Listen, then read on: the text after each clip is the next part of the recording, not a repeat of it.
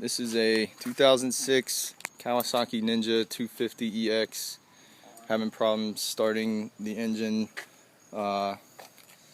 Battery works, everything turns on, just won't turn over. We'll see what happens here. I'm gonna put it in gear, or try to start it up there. Kickstand's up. Kickstand's up. Petcock's turned on. The gas is on. And that's how we get. There's not even a thump or anything trying to turn over. It's got oil in the oil. Where's the?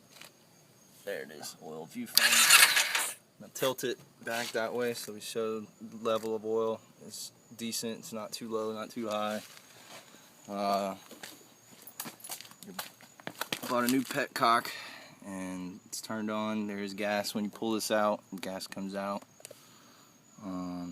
Air valve we've adjusted on the carburetor, and the fluid that came out of the carburetor is green.